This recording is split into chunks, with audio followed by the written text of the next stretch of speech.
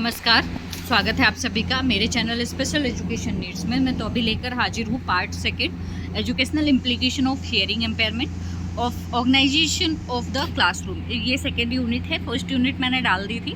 इसमें शैक्षिक उपयोगिता पूछी है हियरिंग इम्पेयरमेंट बच्चों की, किस तरीके से उनकी क्लासरूम को ऑर्गेनाइज किया जा सकता है और उसमें एजुकेशनल इम्प्लीकेशन यानी कि शैक्षिक उपयोगिता क्या होगी। तो सबसे पहले यहाँ पर है educational implication of deafness for teaching EVS and social science. ठीक है, यहाँ पर पूछा है educational implication of deafness for teaching EVS. ठीक है, मतलब शैक्षिक उपयोगिता, बधिर बच्चों की शैक्षिक उपयोगिता क्या है टीचिंग शिक्षण, ईवीएस और सोशल साइंस के लिए। ठीक है, तो सबसे पहले इंफॉर्मेशन तक पहुंच पाएंगे, जो भी सूचना है वो ग्रहण कर पाएंगे। कम्युनिकेशन स्किल्स अच्छी होगी। क्यों अच्छी होगी? क्योंकि आपने समाज का मतलब फर्स्ट उसमें बताया था कि समाज का मतलब क्या होता है, सभ्य मानव जगत। मतलब जब भी हम समाज में रहते हैं तो हमारा सोशलाइजेशन बहुत अच्छी तरीके से होता है। ठीक है, तो कम्युनिकेशन स्किल्स अच्छी हो जाती है। कक्षा का इन्वायरमेंट जो होता है, ठीक है, वो प्रभावी होता है। सामाजिक अंतःक्रिया होती है, सहायक तकनीकी मिलती है। तो इस तरीके से आप इसको डिफाइन कर सकते हैं। अब देखते हैं सेकेंड यूनिट का जो 2.2 है, problem and limitation faced by learner with deafness in learning EVS and social science. मतलब कौन से प्रॉब्लम और सीमाएं फेस करते हैं जो डेफ बच्चे होते हैं, वो कौन या डेफ अधिगमकर्ता होते हैं, वो कौन सी समस्याएं और लिमिटेशन फेस करते हैं ईवीएस की लर्निंग में या फिर सोशल साइंस की लर्निंग में। तो सबसे पहले क्या होता है, सुगम्यता का अभाव। मतलब सुगम्यता मतलब एक्सेसिबिलिटी। एक्सेसिबिलिटी का मतलब क्या है, एक्सेस का मतलब क्या है, पहुंच। मतलब जैसे हम फिजिकल एक्सेसिबिलिटी की बात करें तो क्या हो गया, रैंप, लिफ्ट। ठीक है, बच्चों के लिए जो उनके लिए वातावरण, ऐसा वातावरण जो उनके लिए सुगम्य हो। ठीक है, जहाँ पर वो आसानी से पहुँच सके। तो सुगम्यता का अभाव होता है। संचार की बाधाएं, जैसे लैंग्वेज बहुत ज़्यादा कम होती है या पुअर होती है तो क्या होती है, संचार की बाधाएं उत्पन्न होती हैं। या फिर योग्य शिक्षक नहीं होते हैं, सीमित उपलब्धता नहीं होती है बहुत ज़्यादा। ठीक है, जैसे किसी ने आईडी से कर लिया, वीआई से कर लिया और सभी को पढ़ा रहे हैं। ठीक है, तो इस तरीके से जिस चीज़ का प्रोफेशनल हो अगर वही पढ़ाए तो क्या होगा, वो चीज़ें आपको ज़्यादा समझ में आएंगे। सामाजिक अलगाव। सामाजिक अलगाव का मतलब है जैसे बहुत सारे लोग होते हैं, जैसे आप एकदम अलग थलग रहते हो क्लास से, तो डिस्कशन नहीं हो पाती। जब डिस्कशन नहीं हो पाती तो क्या होता है, चीज़ें आपको समझ में नहीं आती। तो ये भी कहीं ना कहीं प्रॉब्लम और लिमिटेशन फेस करना पड़ता है। नेक्स्ट है 2.3 adaptation, accommodation, modification in EVS and social science curriculum for student with deafness. हमने कई बार इस पर बात करी है, आपका एडॉप्टेशन, एकोमोडेशन और मॉडिफिकेशन। तो आप उसमें से भी लिख सकते हो जो पहले की वीडियोस हैं। जैसे एडॉप्टेशन का मतलब क्या है, 9 टाइप्स ऑफ एडॉप्टेशन मैंने आपको बता दिया। तो अनुकूलन का मतलब यानी कि अडॉप्ट करना, जैसे बोलते हैं ना लोग कि बच्चा अडॉप्ट कर लिया, मतलब अपना लिया। तो ऐसा टीचिंग मेथड जिसको हम बच्चों के अनुसार अपनाते हैं, बच्चों के अनुसार ढालते हैं। संचार एवं सामग्री तक पहुंच, ताकि बच्चा आसानी से उसको एक्सेस कर पाए। सहायक तकनीकी का उपयोग, कम्युनिकेशन ऑप्शन, जैसे एजुकेशनल बाइलिंगुअलिज्म है, ओरलिज्म है, टोटल कम्युनिकेशन है।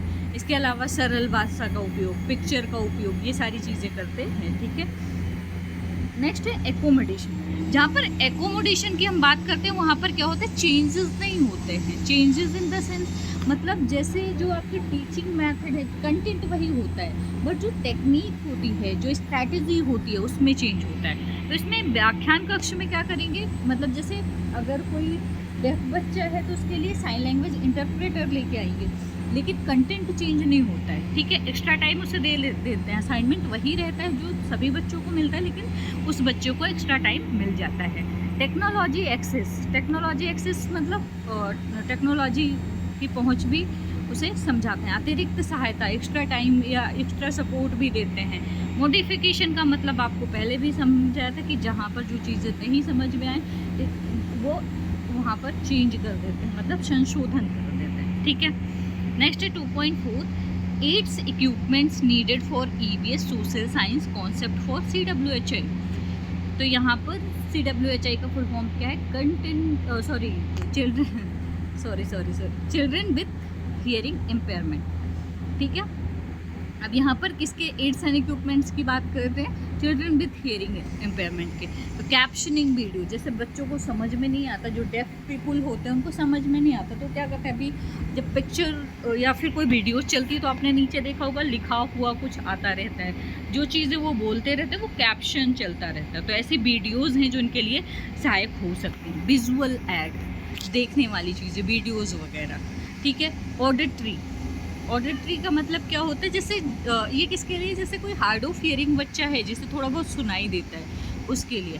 वाइब्रेटिंग अलार्म का मतलब है कि जैसे डेफ बच्चे होते हैं तो उनको अलार्म सुनाई नहीं देता क्योंकि उनकी रेजिडुअल हियरिंग नहीं होती है या फिर किसी वजह से बहुत ज़्यादा दिक्कत का सामना करना पड़ता है, तो उनके लिए वाइब्रेटिंग अलार्म होता है। जैसे डोरबेल होता है ना, वाइब्रेशन वाला डोरबेल होता है, जब कोई डोरबेल पुश करता है तो क्या होता है वहाँ पर वाइब्रेशन या फिर विजुअल क्यूज़ वाली चीज़ें आ जाती है। तो इस तरीके से की चीज़ें उनके लिए यूज़ की जाती हैं। लैंग्वेज ऐप बहुत सारे हैं, जैसे बूजू है, जैसे बाइलिंगुअल का है, बहुत सारे। हियरिंग ऐड, जो टाइप्स ऑफ हियरिंग ऐड आपने पढ़ा होगा, BTE, CIC, ठीक है, ITC, RIC। नेक्स्ट है क्लासरूम एम्प्लीफिकेशन, ये भी बहुत ज़्यादा काम में आते हैं। जैसे एजुकेशनल इम्प्लीकेशन, जिसको ग्रुप हियरिंग ऐड भी बोलते हैं, जैसे हार्डवेयर सिस्टम है, इंडक्शन लूप है, इंफ्रारेड है, ठीक है, FM सिस्टम है। तो ये सारी चीज़ें एड्स एंड इक्विपमेंट के अंतर्गत आएंगे। और हम सॉफ्टवेयर की बात करें तो डॉक्टर स्पीच है, वॉकमी है, स्पीच व्यूअर है, स्पीच ट्रेनर भी एक प्रकार का इक्विपमेंट है। तो ये सारी चीज़ें आप डिफाइन कर सकते हैं, ठीक है। नेक्स्ट है 3.5 qualities of a good EBS and social science teacher. तो सबसे पहले उत्कृष्ट संचार कौशल, मतलब उसके जो बात करने का तरीका होना चाहिए वो अति उत्तम होना चाहिए, अच्छा होना चाहिए, ताकि बच्चों को समझ में आए। जानकार होना चाहिए, मतलब नॉलेज लेवल अच्छा होना चाहिए। पेशेंस अच्छा होना चाहिए, आजकल पेशेंस की बहुत कमी होती है, पेशेंस एवं सहानुभूति होना चाहिए। क्रिएटिव होना चाहिए, लीडरशिप होनी चाहिए, उसमें टीम वर्क होना चाहिए। तो इस तरीके से आप और भी चीज़ें ऐड कर सकते हैं जो आपको लगता है, ठीक है। तो इसको इस तरीके से आप डिफाइन कर सकते हैं। नेक्स्ट है unit 3 methods and skills of teaching social science, ठीक है। तो यहाँ पर 3.1 है an overview of method of teaching, sources method, discovery method, project method, problem solving method, playway method, field study method, observation method, pendulum method, correlation method and discussion method. आपको याद होगा कि जो आपके साइंस और मैथ का paper था उसमें हमने ये चीज़ डिस्कस की थी, सेम यही चीज़ें थी, लेकिन फिर भी मैं थोड़ा थोड़ा इसमें आपको बता दूंगी। तो सोर्सेज मैथड जो है, जिसमें शिक्षक सूचना का प्राथमिक स्रोत होता है। इसमें क्या होता है, सोर्सेज बहुत, शिक्षक जानकारी प्रदान करते हैं और छात्र क्या करते हैं, नोट्स लिखते हैं, मतलब सोर्सेज प्रोवाइड करवाते हैं। जैसे बता दिया कि इंटरनेट से मिल जाएगा, बता दिया कि बुक्स से मिल जाएगा, या फिर टीचर गाइड करते हैं। नेक्स्ट है डिस्कवरी मेथड। इसमें शिक्षक क्या करता है, विद्यार्थियों के सामने बहुत सारी समस्याएं उत्पन्न करता है। जैसे कोई प्रोजेक्ट दे दिया, कंटेंट दे दिया, उसे हिंट देते हैं, बच्चा खुद ढूंढ के लाता है, ठीक है। प्रोजेक्ट मेथड में क्या होता है, लर्निंग बाय डूइंग, कोई चीज़ दे दी बच्चों को खुद से करने के लिए। प्रॉब्लम सॉल्विंग मेथड, वही चीज़ें हैं कि समस्या उत्पन्न कर दे और उस समस्या को सॉल्व करने के लिए बच्चों को बोला जाता है। प्ले वे मेथड, खेल के द्वारा सिखाया जाता है। नेक्स्ट है फील्ड स्टडी मेथड।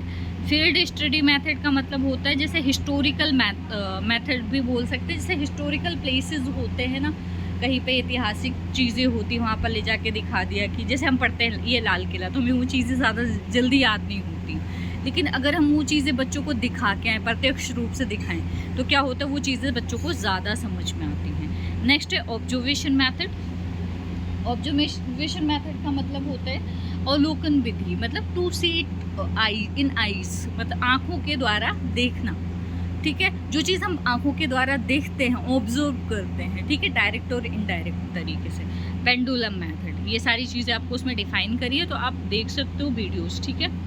वैसे उस नोट्स में भी है जो सोशल साइंस का मेथड है, उसमें और अच्छे से डिफाइन किया था, तो उसमें थर्ड यूनिट का जो पार्ट है वो देख सकते हो आप, ठीक है। बस एग्जाम्पल चेंज करने हैं। नेक्स्ट है 3.2 skills, dramatization, narration, explanation, story telling, role play.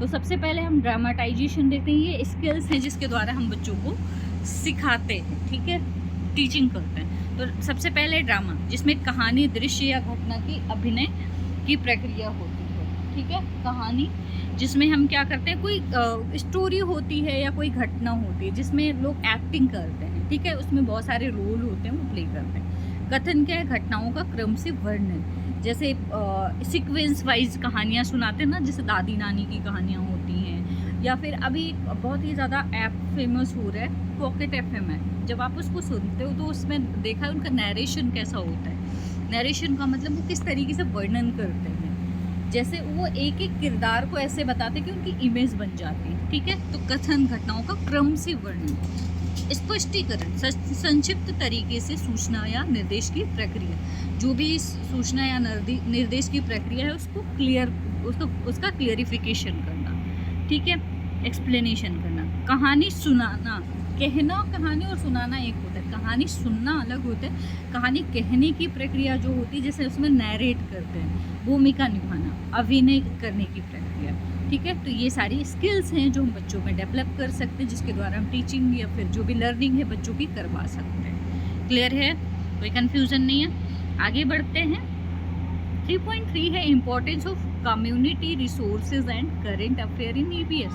तो इम्पोर्टेंस क्या है इसमें, तो वास्तविक जीवन का अनुप्रयोग है, क्योंकि हम सोशल के बारे में पढ़ते हैं, समाज के बारे में पढ़ते हैं, समाज की चीज़ों के बारे में पढ़ते हैं, ठीक है। प्रासंगिक समझ, पर्यावरण के मुद्दे समझ में आते हैं, ठीक है, क्या मुद्दे हैं, क्या चीज़ें हैं वो समझ में आती है। नागरिक जुड़ाव, सबसे जुड़ाव होता है। विविधता और समावेशता, जो अंतर है, डिफरेंसेस हैं, वो इंक्लूजन हो सकता है। आलोचनात्मक सोच हो सकती है, ठीक है। तो ये सारे इंपॉर्टेंस हो सकते हैं जो आप लिख सकते हैं। इससे ज़्यादा आपको लगता है तो आप और भी ऐड कर सकते हैं, ठीक है।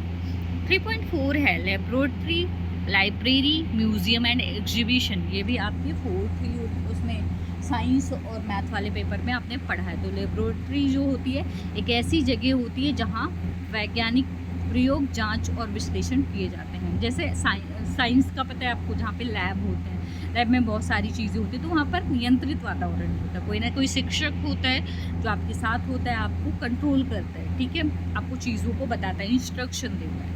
लाइब्रेरी आपको पता है, वैसे पुस्तकालय और पुस्तक पत्रिकाएँ जो भी हैं वो वहाँ पर होती हैं, या इलेक्ट्रॉनिक सामग्रियों का संग्रह भी होता है।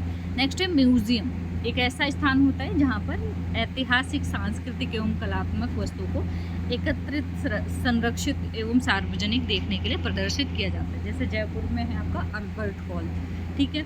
अल्बर्ट हॉल में क्या है, वो उसमें बहुत सारी चीज़ें, ऐतिहासिक चीज़ें रखी हुई हैं। तो म्यूज़ियम क्या होता है, जहाँ पर ऐतिहासिक और सांस्कृतिक चीज़ें रखी जाती हैं। नेक्स्ट है एग्जीबिशन क्या होता है, प्रदर्शनी, जनता के देखने के लिए वस्तुओं या कला अन्य सामग्री का प्रदर्शन। जैसे लोग पेंटिंग बनाते हैं, ठीक है, बहुत ज़्यादा क्रिएटिविटी करते हैं, फिर उसको क्या करते हैं, उसकी प्रदर्शनी लगाते हैं लोगों को दिखाने के लिए, ताकि वो उन चीज़ों को खरीदें। तो ये एग्जीबिशन कहलाता है। क्लियर है। नेक्स्ट है 3.5 unit planning and lesson planning in EVS SS, unit planning and lesson planning in EVS SS with use of TLM, ठीक है। Unit planning and lesson planning, तो इसको भी हमने डिफाइन किया था वैसे, लेकिन फिर भी मैं आपको बता रही हूँ with TLM use. Unit planning क्या होती है, जिसमें हम एक यूनिट की प्रिपरेशन करते हैं कि किस यूनिट को कितने देर में, कितने समय में पढ़ाना है, कितने पीरियड में पढ़ाना है, ठीक है, कितने लेसन में पढ़ाना है, और उसके मतलब कितने भागों में डिवाइड करना है। उन सब चीज़ों का लेखा जोखा क्या होता है, यूनिट प्लानिंग। जैसे सीरियल नंबर होता है, टॉपिक क्या होगा, नंबर ऑफ लेसन कौन सा है, टाइम कितना रिक्वायर्ड होगा, स्कोप ऑफ सब्जेक्ट मैटर क्या होता है, किस मेथड से पढ़ाएंगे, और कौन सा एड्स एंड अप्लायंस यानी कि TLM यूज़ करेंगे, ठीक है। ये सारी चीज़ें यूनिट प्लानिंग के अंतर्गत आती हैं। नेक्स्ट है हर्बर्टेरियन लेसन प्लान, जिसमें सबसे पहले पर्सनल इन्फॉर्मेशन होती है, किस डेट को पढ़ाने जा रहे हैं, क्लास क्या है, पीरियड कौन सा है, सब्जेक्ट कौन सा है, लेसन कौन सा है, और टॉपिक कौन सा है, ठीक है। फिर उसके बाद objective of the lesson plan होता है, जिसमें सबसे पहले जनरल ऑब्जेक्टिव होते हैं, जिसमें हम ये लिखते हैं ना अक्सर कि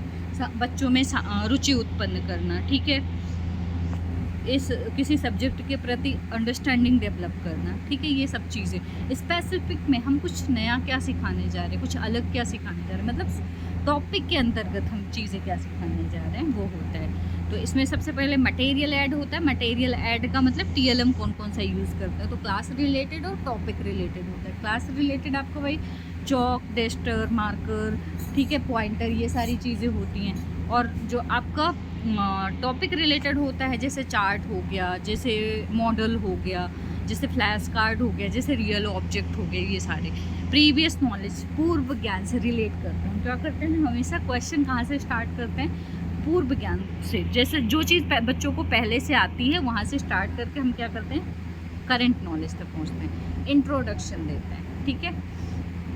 फिर उसके बाद प्रश्नावना प्रश्न पूछते हैं। स्टेटमेंट ऑफ द एम का मतलब होता है, जैसे हम करते हैं ना कि उद्देश्य कथन, बच्चों आज हम इस टॉपिक के बारे में पढ़ेंगे। जब हमारा टॉपिक निकल के आ जाता है तो हम क्या करते हैं, बच्चों इस टॉपिक के बारे में आज हम पढ़ेंगे, वो आपका होता है स्टेटमेंट ऑफ द एम। फिर प्रेजेंटेशन स्टार्ट करते हैं, जिसमें आप किस तरीके से प्रेजेंट करते हो, जो भी चीज़ें, जो भी कंटेंट है उसको किस तरीके से प्रेजेंट करते हैं। फिर डेवलपमेंटल क्वेश्चन या कॉम्प्रीहेंसिव क्वेश्चन दोनों हो सकता है। तो डेवलपमेंटल इसमें क्या करते हैं, बीच बीच में क्वेश्चन पुटअप करते हैं कि बच्चों को कितना समझ में आ रहा है और बच्चे इन्वॉल्व हैं या नहीं हैं, ठीक है। बोर्ड पे क्या लिखते हैं वो समरी, बोर्ड समरी हो जाती है, ब्लैक बोर्ड समरी। एप्लीकेशन और रिकैपिचुलेशन, यहाँ पर क्या करते हैं, पुनः दोहराते हैं, पुनरावृत्ति करते हैं, होमवर्क देते हैं और रेफरेंस भी कहाँ से लिया गया, ठीक है। तो ये आपका 3.5 हो गया, यहाँ तक क्लियर हो गया, कोई कंफ्यूजन नहीं है। तो अब हम देखते हैं नेक्स्ट 4 यूनिट, ठीक है। अब आपका जो 4 यूनिट है, सबसे पहले यहाँ पर पूछा है हिस्ट्री, ज्योग्राफी एंड सिविक्स, इतिहास, भूगोल और नागरिक शास्त्र। तो यहाँ पर यूनिट 4.1 है rise of various dynasties through early and middle age, मतलब प्रारंभिक और मध्य युग के माध्यम से विभिन्न राजवंशों का उदय। तो भारत का एक समृद्ध और जटिल इतिहास है। आपको इतिहास का मतलब पता है, सदियों की कई राजवंश के उदय और पतन से चिन्हित है। यहाँ भारत के प्रारंभिक और मध्य युग के दौरान में उभरे हुए कुछ राजवंश का अवलोकन दिया गया है, ठीक है।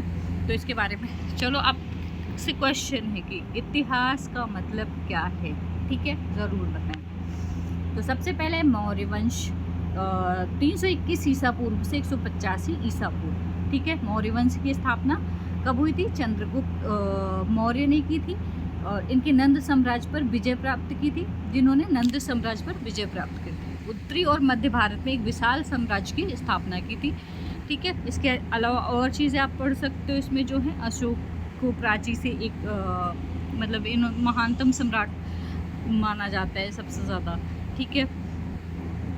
दूसरा है गुप्त वंश 320 AD से 550 AD। गुप्त वंश को भारतीय इतिहास का स्वर्ण युग कहा जाता है, ठीक है। इसमें साहित्य, खगोल विज्ञान, गणित में प्रगति द्वारा चिन्हित महान सांस्कृतिक और कलात्मक वैज्ञानिक उपलब्धि का समय माना जाता था। नेक्स्ट है चालुक्य वंश, जो 543 AD से 753 AD तक। चालुक्य वंश जो है दक्षिण भारत के दक्कन पठार क्षेत्र में स्थित था। इसमें राजवंश अपनी वास्तुकला के लिए माना जाता है, ठीक है। विशेष रूप से बादामी, ओहोल और पट्टदकल में चट्टानों को काटकर बनाए गए मंदिर हैं यहाँ पर। नेक्स्ट है पल्लव वंश 275 AD से 897 AD। पल्लव वंश में आधुनिक तमिलनाडु और आंध्र प्रदेश के आसपास के क्षेत्र पर शासन किया था। वे कला और वास्तुकला में अपना योगदान, मतलब इनका योगदान ज़्यादा वास्तुकला और कला में ज़्यादा है, इसलिए ये इनको इस रूप में जाना जाता है। और इसमें विशेष रूप से मंदिर वास्तुकला की द्रविड़ शैली के निर्माण के लिए है, ठीक है। नेक्स्ट है चोल वंश 848 AD से 1269 AD। अब इसमें चोल वंश जो है भारतीय इतिहास में सबसे लंबे समय तक शासन करने वाले राजवंशों में एक था, ठीक है। और उन्होंने भारतीय संस्कृति और राजनीतिक पर एक स्थायी प्रभाव छोड़ा। ये हिस्ट्री पढ़ने का ज़्यादा टाइम नहीं है, तो थोड़ी थोड़ी हेडिंग देख लेना और इनके बारे में लिख सकते हैं। राजपूत 8वीं शताब्दी से 18वीं शताब्दी राजपूत कुलों का एक समूह था, जिसमें 8वीं से 18वीं शताब्दी तक उत्तरी और पश्चिमी भारत में अधिकांश हिस्सों पर शासन किया था। वे अपने सैन्य कौशल और वीरता के लिए माने जाते थे। कुछ प्रसिद्ध राजपूत साम्राज्य मेवाड़, मारवाड़, आमेर और जयपुर के राज्य थे, ठीक है। मुगल साम्राज्य नेक्स्ट है 1526 ईस्वी से 1857 ईस्वी तक। मुगल साम्राज्य की स्थापना चंगेज खान और तैमूर के वंशज बाबर ने की थी, ठीक है। उसके अलावा भारतीय उपमहाद्वीप के अधिकांश हिस्सों को कवर किया था। मुगलों को उनकी शानदार वास्तुकला के लिए माना जाता है, जिसमें ताजमहल और दिल्ली में लाल किला शामिल है, ठीक है। तो इसमें बहुत सारे राजवंश थे जिन्होंने भारत के इतिहास को आकार दिया। प्रत्येक राजवंश को अपनी विशिष्ट मतलब सबकी अलग अलग अपनी विशेषताएं थी और उन्होंने भारतीय संस्कृति, राजनीतिक और सामाजिक पर स्थायी प्रभाव छोड़ा। 4.2 है establishment and expansion of the British empire. Hindi में ब्रिटिश साम्राज्य की स्थापना और विस्तार। भारत में ब्रिटिश साम्राज्य की स्थापना और विस्तार एक जटिल और बहुआयामी प्रक्रिया है जो कई शताब्दियों तक चली। यहाँ उन प्रमुख घटनाओं और कारकों का अवलोकन किया गया है जिनके कारण भारत में ब्रिटिश शासन की स्थापना और विस्तार हुआ। तो सबसे पहले भारत के साथ व्यापार। ब्रिटिश ईस्ट इंडिया कंपनी की स्थापना 1600 में भारत के साथ व्यापार करने के उद्देश्य से की गई थी। ठीक है। समय के साथ कंपनी ने कलकत्ता जो अब कोलकाता है, मद्रास जो अब चेन्नई है और बॉम्बे जो अब मुंबई है जैसे भारत के तट पर व्यापारिक चौकियां और किले स्थापित किए। जैसे आपने मुंबई में देखा होगा India Gate, Gateway of India, Gateway of India. ठीक है। तो ये क्यों स्थापित किए गए थे? ताकि मतलब वहाँ से आके जो भी चीज़ें मतलब जो व्यापार है वो कर सके। प्लासी की लड़ाई 1757 में ब्रिटिश ईस्ट इंडिया कंपनी ने प्लासी की लड़ाई में बंगाल के नवाब को हराया, जिससे कंपनी को बंगाल पर राजनीतिक और नियंत्रण स्थापित करने की अनुमति मिली। ये भारतीय राजनीति में कंपनी की प्रत्यक्ष भागीदारी की शुरुआत थी। ब्रिटिश नियंत्रण पर विस्तार। आने वाले दशकों में ब्रिटिश ईस्ट इंडिया कंपनी ने धीरे धीरे भारत के अन्य भागों पर अपना नियंत्रण बनाया और सैन्य विजय, स्थानीय शासकों के साथ गठजोड़ और फूट डालो और शासन करो की रणनीति के उपयोग में सुगम हुआ। ठीक है। फिर है ब्रिटिश राज 1858 में 1858 से 1800, ये यहाँ पर थोड़ा सा कुछ मिसप्रिंट है, 1857 से 1858 के भारतीय विद्रोह के बाद ब्रिटिश सरकार ने ब्रिटिश ईस्ट इंडिया कंपनी को भंग कर दिया और भारत पर सीधे नियंत्रण कर दिया। इस अवधि को ब्रिटिश राज के रूप में माना जाता है जो 1947 तक चला था। ठीक है। आर्थिक शोषण। ब्रिटिश राज को भारत की प्राकृतिक संसाधनों विशेष रूप से इसकी कृषि और खनिज संपदा के शोषण द्वारा चिन्हित किया गया था। नेक्स्ट राजनीतिक और सामाजिक सुधार। इसमें शोषणकारी और आर्थिक नीतियों के बावजूद ब्रिटिश राज ने राजनीतिक और सामाजिक सुधार भी पेश किए, जैसे कि एक आधुनिक कानूनी व्यवस्था की स्थापना। भारतीय राष्ट्रवाद। समय के साथ भारतीय राष्ट्रवाद ब्रिटिश शासन की प्रतिक्रिया के रूप में उभरने लगा। ये स्वशासन की इच्छा और ब्रिटिश शोषण और नस्लवाद की अस्वीकृति से प्रेरित था। फिर स्वतंत्रता 1947 में ब्रिटिश सरकार ने भारतीय स्वतंत्रता और भारत के दो अलग अलग देशों भारत और पाकिस्तान में विभाजन के लिए सहमति व्यक्त की। ठीक है। इस तरीके से आप इसको डिफाइन कर सकते हैं। टाइम नहीं है, टाइम की बहुत ज़्यादा कमी है। एक्चुअली मेरा भी नेट का पेपर है, इस चक्कर में मैं उसमें लगी थी तो थोड़ा सा मैं इधर ज़्यादा ध्यान नहीं दे पाई, इसके लिए सो सॉरी। बाकी आप लोग अभी काम चला लेना, जो चीज़ें नहीं समझ में आई वो ज़रूर बोलना। और unit 4.3 India's freedom struggle from 1857 to 1947। ठीक है। अब यहाँ पर है 1857 से 1947 तक भारत का स्वतंत्रता संग्राम। ठीक है। 1857 से 1947 तक भारत का स्वतंत्रता संग्राम। यहाँ पर हमने थोड़ा सा गलत किया, मे बी एक्चुअली मैं क्या करूँ, गलती मेरी नहीं है, सही है। मेरे भी एग्ज़ाम लग रहे हैं तो मुझे टेंशन हो रही है उसकी। हाँ चलो, तो हम यहाँ पर देख लेते हैं इंडियाज़ फ्रीडम स्ट्रगल। ठीक है। तो यहाँ पर सबसे पहले 1857 का विद्रोह। 1857 की भारतीय विद्रोह के रूप में जाना जाता है। ये भारत में ब्रिटिश शासन के खिलाफ एक महत्वपूर्ण विद्रोह था, यद्यपि इसे दबा दिया गया था। इसने ब्रिटिश शासन के विरुद्ध भावी प्रतिरोध का मार्ग प्रशस्त किया था। ठीक है। भारतीय राष्ट्रीय कांग्रेस जो है, भारतीय राष्ट्रीय कांग्रेस की स्थापना 1885 में हुई थी और ये भारतीय स्वतंत्रता की वकालत करने के लिए प्राथमिक राजनीतिक पार्टी बन गई थी, जिसमें दादा भाई नौरोजी और बाल गंगाधर तिलक जैसे कांग्रेस के शुरुआती नेताओं ने भारतीयों के लिए अधिक प्रतिनिधित्व और स्वशासन की मांग के इस्तेमाल किया। ठीक है। बंगाल का विभाजन 1905 में ब्रिटिश सरकार ने धार्मिक आधार पर बंगाल का विभाजन किया, जिसमें व्यापक विरोध और सविनय अवज्ञा हुई। 1911 में विभाजन को अंततः रद्द कर दिया गया था। ठीक है। असहयोग आंदोलन 1920 में महात्मा गांधी ने असहयोग आंदोलन शुरू किया, जिसका उद्देश्य ब्रिटिश वस्तुओं और स्कूलों और संस्थानों का बहिष्कार करना था। फिर नमक सत्याग्रह आया 1930 में, जो गांधी नमक सत्याग्रह शुरू किया गया, जिसमें ब्रिटिश नमक कानूनों के विरोध में भारतीयों द्वारा नमक का अवैध उत्पादन और बिक्री शामिल थी। फिर भारत छोड़ो आंदोलन 1942 में INC में भारत छोड़ो आंदोलन शुरू किया गया, जिसने भारत से ब्रिटिश शासन की तत्काल वापसी का आह्वान किया। इस आंदोलन का अंग्रेजों द्वारा क्रूर दमन किया गया, लेकिन ये भारतीय स्वतंत्रता के संघर्ष में एक महत्वपूर्ण मोड़ था। ठीक है। फिर आया स्वतंत्रता 1947 में। दशकों के संघर्ष और बातचीत के बाद ब्रिटिश सरकार भारत को स्वतंत्रता देने के लिए सहमत हुई। देश के दो अलग अलग राष्ट्रों और भारत और पाकिस्तान में विभाजित किया गया, जिससे व्यापक हिंसा और विस्थापन हुआ था। ठीक है। नेक्स्ट है आपका ये जो पॉइंट था वो क्लियर हो गया। नेक्स्ट है लोकतंत्र और धर्मनिरपेक्ष संविधान के दो मूलभूत सिद्धांत हैं। ठीक है। इसमें शायद इसका वो मैंने मिस कर दिया है, जो नहीं लिखा है। आपका नेक्स्ट जो सब पॉइंट है वो आप ध्यान से देख सकते हैं, जैसे कि एक सेकंड मैं आपको बता दूँ। नेक्स्ट है 4.4 concept of democracy and secularism with silent feature of Indian constitution.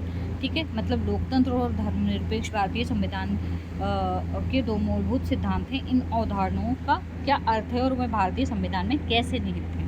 तो सबसे पहले इसमें लोकतंत्र है। ठीक है। लोकतंत्र एक ऐसी राजनीतिक व्यवस्था को संदर्भित करता है जिसमें सत्ता के लोगों के पास होती है।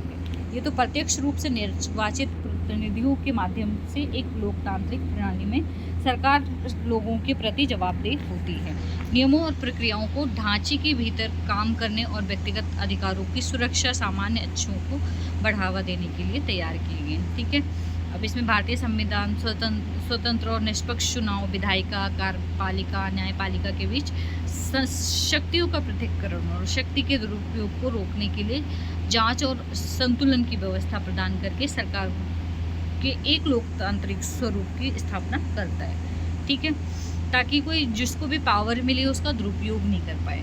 भारतीय लोकतंत्र की कुछ प्रमुख विशेषताएं हैं, जिसमें सार्वभौमिक मताधिकार, वोट देने और चुनाव लड़ने का अधिकार और चुनाव आयोग और न्यायपालिका की स्वतंत्रता शामिल है। नेक्स्ट है धर्मनिरपेक्ष, दूसरा साइलेंट फीचर। तो धर्मनिरपेक्षता जो है उसका तात्पर्य धर्म और राज्य के पृथक्करण के सिद्धांत से, और ये विचार है कि राज्य को किसी विशेष धर्म का प्रचार या समर्थन नहीं करना चाहिए। मतलब जैसे लोग बोलते हैं ना कि आजकल बहुत होता है हिंदू, मुस्लिम, सिख, ईसाई, लेकिन ये नहीं होना चाहिए। इसीलिए धर्मनिरपेक्षता लागू किया गया था, ये सिद्धांत आया था। ठीक है। किसी को समर्थन नहीं करना चाहिए, सबको सबके धर्म की रिस्पेक्ट करनी चाहिए। तो एक धर्मनिरपेक्ष प्रणाली में नागरिक राज्य के हस्तक्षेप के बिना अपने धर्म का पालन करने के लिए स्वतंत्र है और सभी राज्य के साथ समान व्यवहार करने के लिए जिम्मेदार है, भले ही उनकी धार्मिक मान्यताएं कुछ भी। नेक्स्ट है 4.5 understanding globe earth solar system and concept of day night and seasons.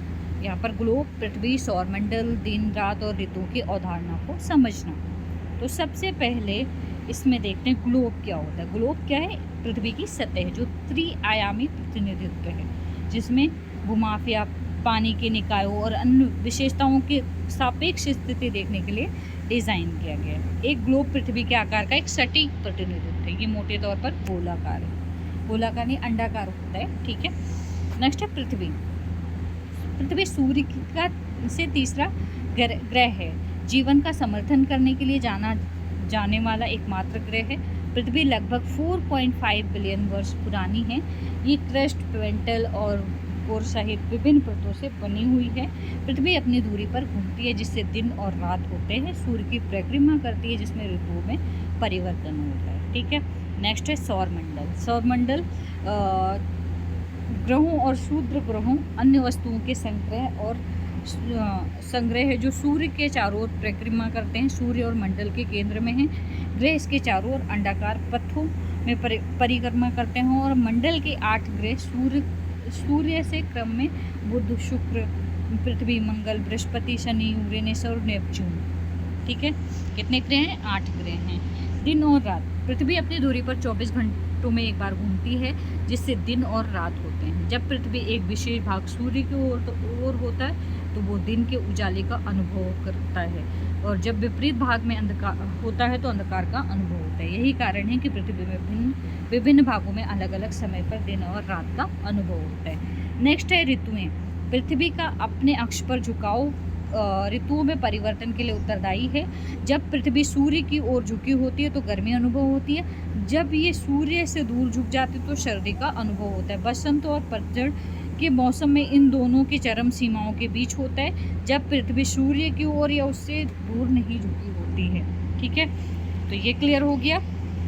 Next आते हैं हम 5 यूनिट पे। ठीक है, अब 5 यूनिट में सबसे पहले पूछा है evolution in EVS and social science.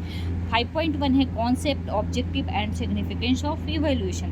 तो सबसे पहले इवोल्यूशन देखते हैं। मूल्यांकन क्या है? मूल्यांकन का अर्थ होता है, मतलब 2 शब्दों से मिलकर बना है, मूल्य प्लस अंकन, जिसको बोलते हैं मूल्यों की माप। मूल्यांकन इज इक्वल टू मापन प्लस मूल्य निर्धारण। मतलब हम पहले क्या करते हैं? मापन करते हैं और उसके बाद मूल्यों का निर्धारण करते हैं कि किस बच्चे की कितनी योग्यता है। ठीक है, bread and field and Modric के अनुसार मूल्यांकन किसी घटना को प्रतीक आवश्यक करना है जिसमें उस घटना का महत्व अथवा मूल्य किसी सामाजिक, सांस्कृतिक अथवा वैज्ञानिक मानदंड के संदर्भ में ज्ञात किया जा सके। मतलब इसमें क्या होता है? घटना या प्रतीक को अवशिष्ट करना है। जैसे हमें बच्चे की प्रोग्रेस जांचनी है तो हम क्या करते हैं? उसके मानदंड के हिसाब से उसको जांचते हैं और उसके बाद हमें पता चल जाता है कि उसकी योग्यता क्या है। ऑब्जेक्टिव देखें तो छात्रों की वृद्धि एवं विकास के लिए में सहायता करता है। छात्रों ने जो ज्ञान अर्जित किया है उसमें भी, छात्रों द्वारा अर्जित ज्ञान की जांच करना, छात्रों की शैक्षिक प्रगति में बाधक तत्वों को जानना, मतलब कौन सी बाधा आ रही है बच्चों के सीखने में, उसको भी जान सकते हैं। छात्रों में कंपटीशन की भावना विकसित करना। इसको देखेंगे तो टीचिंग लर्निंग प्रोसेस में है, एजुकेशनल अचीवमेंट में, ग्रोथ एंड डेवलपमेंट में, और भी बहुत सारी चीज़ें हैं जो आप डिफाइन कर सकते हैं। 5.2 में पूछा टेक्निक्स ऑफ इवोल्यूशन, मतलब कौन कौन सी टेक्निक्स हैं। तो टेस्ट एंड क्विज, होमवर्क हो सकता है, असाइनमेंट, प्रेजेंटेशन, पोर्टफोलियो, निबंध एवं लिखित मूल्यांकन हो सकता है, प्रदर्शन आकलन हो सकता है, सेल्फ असेसमेंट हो सकता है, क्वेश्चनायर, इंटरव्यू, ऑब्जर्वेशन, ये सारे हो सकते हैं। 5.3 है formative, summative and continuous comprehensive evaluation. तो सबसे पहले फॉर्मेटिव इवैल्यूएशन की बात करें तो हमेशा हम ये असेसमेंट, फॉर्मेटिव असेसमेंट जो होता है वो हम हमेशा शिक्षण प्रक्रिया के दौरान करते हैं। जब भी कोई प्रोजेक्ट चल रहा होता है, जब भी कोई सेमेस्टर चल रहा होता है, जब भी कोई कोर्स चल रहा होता है, तो उसके दौरान बच्चा किस तरीके से सीख रहा है, उसमें कहाँ पर सुधार की कमी है, यानी कि सुधार के लिए हम फॉर्मेटिव असेसमेंट करते हैं। नेक्स्ट है समेटिव असेसमेंट। समेटिव असेसमेंट जो है वो हमेशा बाद में करते हैं, एंड में करते हैं, जैसे semester and, course and, project and में करते हैं, जिसमें सुधार के कोई चांसेस नहीं होते हैं। ठीक है, CCE में दोनों होता है, कंटिन्यूअस एंड कॉम्प्रिहेंसिव इवैल्यूएशन, इसमें समेटिव और फॉर्मेटिव दोनों होता है। ठीक है, 5.4 है adjustment in evaluation due to limitation of deafness. तो इसमें किस तरीके से इवैल्यूएशन में एडजस्टमेंट करते हैं, जैसे विजुअल एड्स यूज़ कर सकते हैं, रिटन इंस्ट्रक्शन दे सकते हैं, साइन लैंग्वेज इंटरप्रेटर दे सकते हैं, एक्स्ट्रा टाइम दे सकते हैं, फ्लैक्सिबिलिटी दे सकते हैं, ये सारे एडजस्टमेंट कर सकते हैं। ठीक है, नेक्स्ट है 5.5 designing teacher made test, TMT in EVS and SS। ठीक है, सबसे पहले टीचर में टेस्ट क्या होता है? शिक्षक निर्मित परीक्षण, यानी शिक्षक द्वारा बनाया गया परीक्षण। तो इसमें सबसे पहले क्या करते हैं? सीखने के उद्देश्यों को निर्धारित करते हैं, मतलब बच्चों के सीखने के उद्देश्य क्या थे, प्रश्न कौन से होंगे, परीक्षण आइटम कैसे होंगे, ब्लूम्स की टेक्सोनोमी को फॉलो करते हैं, जिसमें नॉलेज, अंडरस्टैंडिंग, सिंथेसिस, एनालिसिस होगा। ठीक है, वास्तविक जीवन के उदाहरण का उपयोग करते हैं, अगर कोई उसमें मिसप्रिंट होता है तो संशोधन करते हैं, फिर क्या करते हैं? परीक्षण का संचालन। तो आई होप आपको ये पेपर अब समझ में आ जाएगा, और कोई भी कंफ्यूजन हो तो मुझे बता देना, मैं शॉर्ट वीडियो ज़रूर डाल दूँगी। और सॉरी फॉर लेट, क्योंकि एग्ज़ाम की वजह से और थोड़ा मैं अभी जहाँ से मैं रिकॉर्डिंग करती थी वहाँ पे हूँ नहीं, तो अभी मैं खुद ही छुट्टी पे हूँ, तो थोड़ा सा इसमें बिजी हो गई, तो इस चक्कर में मैं वीडियो नहीं डाल पाई। उसके लिए सो सॉरी, आपकी असुविधा के लिए मुझे खेद है। मैं कोशिश करूँगी कि आप जो भी मुझसे बोलें वो टाइम टू टाइम मैं डालते रहूँ, ठीक है। बाकी ऑल द बेस्ट, और अच्छे से तैयारी कीजिए, आपके फ्यूचर के लिए ऑल द बेस्ट। आपका डिप्लोमा आई होप आप पास हो जाओ, आई होप नहीं, ऑल द बेस्ट, आप पास हो जाओ अच्छे से, ठीक है। और बहुत नाम कमाओ, बहुत आगे बढ़ो, all the best your future, ठीक है। थैंक यू, शुक्रिया। मुझे भी बहुत खुशी होगी अगर आप आगे बढ़ोगे, ठीक है। और एक काम ज़रूर करना आप सभी, अपने अपने रिज़ल्ट ज़रूर बताना मुझे कमेंट सेक्शन पे कि आपके कितने स्कोर है, ठीक है। Thank you.